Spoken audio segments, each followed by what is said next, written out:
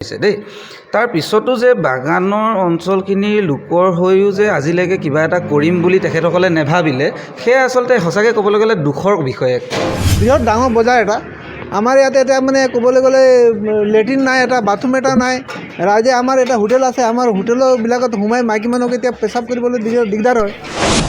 Toilet bathroom के हम लोग दिकदारी है। हम लोग तो आदमी इधर उधर जाने नहीं सकते हैं, ऐसे बैठे रहना पड़ता है। कुछ होने से घर जाना पड़ता है। आसपास में कोई टॉयलेट नहीं है हम लोग को।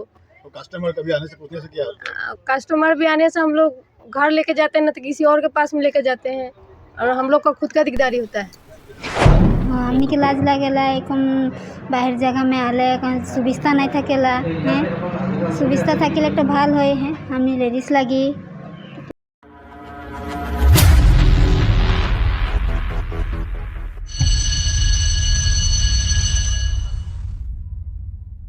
নমস্কাৰ, মই বৰ্তমান উপস্থিত আছোঁ তিনিচুকীয়া জিলাৰ বাহাদুৰ চাৰিআলিত। বাহাদুৰ চাৰিআলিতে আমি কিছু বহুতো সমস্যা আছে, কিন্তু আজি গণতন্ত্ৰ দিৱসৰ দিনাই এই সমস্যাখিনি আমাৰ তিনিচুকীয়া জিলা প্ৰশাসনৰ লগতে অসমৰ মুখ্যমন্ত্ৰীক দৃষ্টিগোচৰ কৰিব বিচাৰিছোঁ।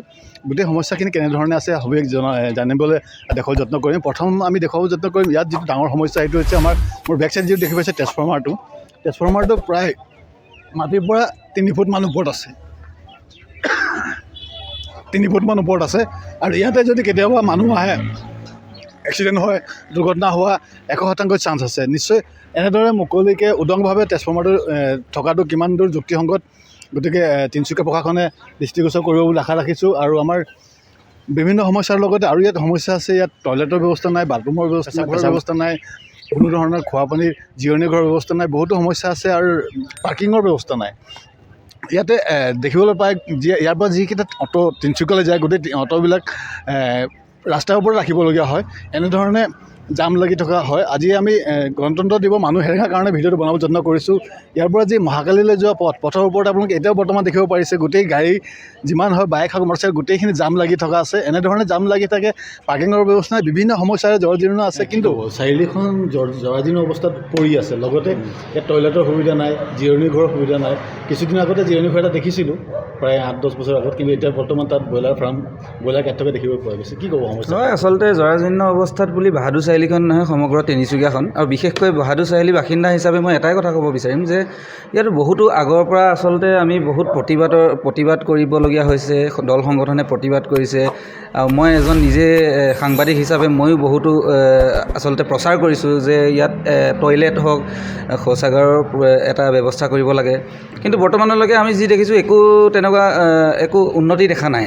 বৰঞ্চ আমি একাংশই বিপথে পৰিচালিত কৰা দেখিছোঁ, কিন্তু আমি এতিয়ালৈকে বৰ্তমানলৈকে আমি কোনো তেনেকুৱা সুফল আমি পোৱা নাই। বাহাদুৰ চাৰিআলিবাসী ৰাইজ হৈ আমি কোনো সুফল পোৱা নাই। আৰু বহুতো আমি বাতৰি প্ৰচাৰ কৰিছোঁ, মই নিজেও এজন জাৰ্ণালিষ্ট হিচাপে মই বহুতো কৰিছোঁ, কিন্তু আজিলৈকে তেনেকুৱা পোৱা নাই বৰ্তমানলৈকে। হয়, ওচৰতে আছে আমাৰ পঞ্চায়ত নিৰ্বাচন, আৰু আমাৰ বাহাদুৰ চাৰিআলিৰ দুই কাষে এইটো চাইডে যদি আমি চাবলৈ যাওঁ ইটাখুলি পঞ্চায়ত, এইটো চাইডে যদি দেখোঁ বাবুজী গাঁও পঞ্চায়ত। দুইটা পঞ্চায়ত থকাৰ পিছতো পঞ্চায়তো আজিলৈকে টয়লেটৰ ব্যৱস্থা নকৰিলে। পঞ্চায়তৰ কাৰ্যকলাপত আপুনি সুখী নে, কি ক'ব বিচাৰে? নাই, তেনেকুৱাতো সুখী বুলিতো নকওঁ। কিয়নো এইটো কাৰণে নকওঁ, আচলতে তেখেতসকলে দুটা, আপুনি যেনেকৈ ক'লে যে ইটাখুলি পঞ্চায়ত আৰু বাপুজী পঞ্চায়ত একেবাৰে ওচৰা-ওচৰি লাগি আছে, একেবাৰে সন্মুখী বুলি ক'লেও বেয়া নহ'ব।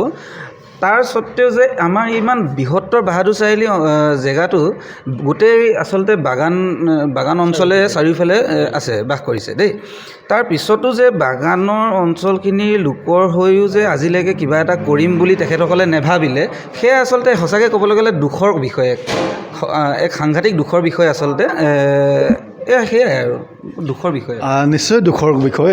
আমাক নিজকে ক'বলৈ লাজ লাগিছে, আমি নিজে বাহাদুৰ চাৰিআলি বাসিন্দা হ'লে আমাক নিজকে ক'বলৈ লাজ লাগিছে যে আমাৰ চাৰিআলিখনত আমাৰ নিজৰ পঞ্চায়ত দুইফালে ইটাখুলি পঞ্চায়ত, বাবুজী পঞ্চায়ত, দুইটা পঞ্চায়ত থকাৰ পিছতো আজি তাৰিখলৈকে ইয়াত মহিলাসকলে হওক, পুৰুষসকলে হওক, কাৰো কাৰণে পেচাব কৰিবলৈ ব্যৱস্থা নাই। আমি কি জনাব ইয়াৰ সমস্যাখিনিক লৈ, কি ক'ব বিচাৰিব?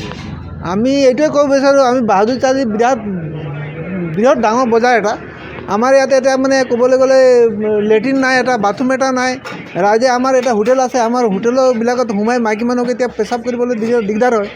আমি যিহেতু ৱাৰ্ড মেম্বাৰবিলাকক আগতেও জনাইছোঁ এইটো বিষয়ে যে আমাৰ ইয়াত লেট্ৰিন লাগে, বাথৰুম এটা লাগে বুলি। সিহঁতি দিম বুলি আশংকা দি আছে, মানে কিন্তু এতিয়ালৈকে পোৱাই নাই আমাক। এতিয়া লেট্ৰিন এটা, বাথৰুম এটা, তাৰপিছত আপোনাৰ মানে জিৰণি চৰা এটা, আৰু তাৰপিছত আপোনাৰ মানে এতিয়া বাইক চাইকেল থ'বলৈ এটা ষ্টেণ্ড এটা লাগে। সেইটো কাৰণে ইয়াত এতিয়া চাই লওক, ইয়াতে দেখুৱাই দিয়ক নাই এইবিলাক ইমানকৈ মানুহৰ মানে বাইক চাইকেল ইমান চব কি পৰিস্থিতি ইয়াত হৈ আছে মানে। নিশ্চয় এনেধৰণে ওলাইছে, নিশ্চয় দেখিব পাইছে ইয়াত পাৰ্কিং বুলিবলৈ নাই, গোটেই চাৰিআলিত পাৰ্কিং বুলিবলৈ নাই। অ'টোবিলাক যিবিলাক ইয়াৰ পৰা তিনিচুকীয়ালৈ যায় গোটেই মেইন ৰাস্তাত ৰাখি থোৱা থাকে, মহাকাললৈ যায় মেইন ৰাস্তাত ৰাখি থোৱা থাকে। চাইকেল যদিও থ'বলৈ সুবিধা নাই টয়লেটৰ সুবিধা নাই, জিৰণি ঘৰৰ সুবিধা নাই, খোৱা পানীৰ সুবিধা, কোনো ধৰণৰ সুবিধা চৰকাৰৰ ফালৰ পৰা এতিয়ালৈকে বাহাদুৰ চাৰিআলি পোৱা নাই। বাহাদুৰ চাৰিআলি ষ্টেচনলৈ যোৱা পথটোতে থিয় হৈ আছোঁ। ইয়াত আমি এটা বস্তু দেখুৱাবলৈ যত্ন কৰিম, আমাৰ চৰকাৰী যি টিউবৱেল দিছে, চৰকাৰী টিউবৱেলটোৰ অৱস্থা কেনেধৰণে আছে এইটো দেখুৱাবলৈ যত্ন কৰিম। এনেধৰণে টিউবৱেলটো আছে, যিটো ৰাইজৰ দেখিয়ে নাপায় লুকাই থকা অৱস্থাত আছে। এনেধৰণে এইটো কোনটো পঞ্চায়তৰ পৰা দিছে সবেই ক'ব নোৱাৰোঁ, কিন্তু এনেধৰণে আছে। আমি ষ্টেণ্ডত যুৱক আছে, তেখেতসকলৰ পৰা জানিব যত্ন কৰিম কি ক'বা। যেতিয়া আমাৰ এই বাহাদুৰ চাৰিআলিৰ মহিলাসকলে আহে পেচাব কৰিবৰ কাৰণে, বা তোমালোকৰ কেতিয়াবা পেচাব লাগিলে পেচাব কৰিবৰ কাৰণে জেগা নাই, কি ক'ব বিচাৰিব? হয় যে মই ইয়াত বজাৰ কৰিবলৈ আহোঁ, কিবা হঠাৎ মানে পেচাব লাগিলে আমি চায়ে নাপাওঁ, ক'ত পেচাব কৰিম, ক'ত হাত ধুম, এনেকুৱা অৱস্থা হৈ গৈছে। আমি কিবা এটা কৰি দিব বুলি মই কিবা এটা হেৰি কৰিছোঁ আৰু। এনেধৰণে উল্লেখ কৰিছে। ইয়াত বিশেষকৈ গুৰুত্বপূৰ্ণ কথাটো হৈছে টয়লেটৰ ব্যৱস্থা নাই। গতিকে মহিলাসকলে বা পুৰুষসকলে যেতিয়া ওলাই আহে দেখিবলৈ পাইছে ছাইডতে, দোকানৰ ছাইডতে এই আগৰ দৰে এতিয়াও পেচাব কৰিবলগীয়া হয়। লাজৰ বিষয়ে কাষতে লাগি আছে ইটাখুলি পঞ্চায়ত, এইফালে বাপুজি গাঁও পঞ্চায়ত, লগতে আছে আপোনাৰ ওচৰতে ষ্টেচনটো। ইয়াত প্ৰায় ভিৰ হৈ থাকে। ইয়াত ওচৰে পাঁজৰে প্ৰায় 15-20খন চাহ বাগিচা গাঁও লাগি আছে। কোনো ধৰণৰ উন্নতি দেখিব পোৱা নাই। কেৱল নিজৰ উন্নতি হৈছে, কিন্তু ৰাজহুৱা উন্নতি দেখিব পোৱা নাই। জিৰণি ঘৰটোক ভাঙি তাত ব্ৰইলাৰ ফাৰ্ম কৰি থকা দেখা আহিছে। আমি আৰু এগৰাকী দোকানীৰ পৰা তেখেতৰ পৰা জানিব বিচাৰিম সমস্যাখিনিক লৈ তেখেতৰ কি অনুভৱ, কি ক'ব। ইমান সমস্যাৰ জৰ্জীৰ্ণ হৈ আছে আমাৰ বাহাদুৰ চাৰিআলিখন তিনিচুকীয়াত লাগি আছে, আপুনি কি ক'ব বিচাৰিব? প্ৰথম মই পোহৰ নিউজক ধন্যবাদ জনাইছোঁ আমাৰ চাৰিআলিৰ প্ৰব্লেমবিলাক হেৰি কৰিবৰ কাৰণে। কিন্তু ইয়াত বহুত প্ৰব্লেম আছে। যেতিয়া আপোনাৰ দেওবাৰ বা মংগলবাৰ, সোমবাৰ যিকোনো দিনা ইয়াত টয়লেট আৰু লেট্ৰিনৰ কাৰণে যোনে হওক, জেণ্টছ হওক, লেডিজকতো আৰু প্ৰব্লেম আছে। তো ইয়াত দুইবাৰমান পাছ হৈ আহিলে শুনিলোঁ আমিও, কিন্তু ইয়াত নিৰ্মাণ নোহোৱাৰ কাৰণে এতিয়া এনেকৈ চলি আছে। আৰু বহুত প্ৰব্লেম আছে ইয়াত, গোটেই চাৰিআলিটো জাবৰ জোঁথৰে থাকে। এইটো চাফাও নহয়। এতিয়া বজাৰ কমিটিয়ে এটা মিটিং দি পিনে এটা কমিটি বনাইছিলে, কমিটিটো ইমান কাম কৰা নাই। তো এতিয়াতো যদি ব্লকৰ পৰা কিবা পাছ কৰি ইয়াত বনায় তেতিয়া আমি বহুত ভাল পাম। আৰু চাইছোঁ 1-2 মাহৰ পিছততো পঞ্চায়ত ইলেকশ্যন আছে, তাত যদি কাম কৰি দিয়ে আমি যথেষ্ট ভাল পাম। নিশ্চয় এনেধৰণে উল্লেখ কৰিছে। আৰু এটা কথা গুৰুত্বপূৰ্ণ কথা উল্লেখ কৰিছে তেখেতে ইতিমধ্যে আগতে পাছ হৈছিলে বুলি কৈছে পঞ্চায়তৰ পৰা, কিন্তু আজি তাৰিখলৈকে নবনিলে। ক'ত গ'ল? ইয়াত ডাঙৰ প্ৰশ্ন, ক'ত গ'ল সেই যিটো টয়লেট ইয়াৰ কাৰণে পাছ হৈছিলে। আৰু বিশেষকৈ আমাৰ তিনিচুকীয়া সমষ্টিৰ বিধায়ক ডাঙৰীয়াক অনুৰোধ জনাইছোঁ যে বাহাদুৰ চাৰিআলিখনক মাহিম চকুৰে নাচায়, অকণমান ভাল দৃষ্টিৰে চাবলৈ আশা ৰাখি আমি প্ৰশাসনে বা স্থানীয় পঞ্চায়তৰ প্ৰতিনিধিসকলে অতি সোনকালে, অতি শীঘ্ৰেই ব্যৱস্থা ল'ব বুলি আশা ৰাখিছোঁ। আৰু ভিডিঅ'টো শ্বেয়াৰ কৰাৰ আশা ৰাখি মই বিদায় লৈছোঁ। ধন্যবাদ।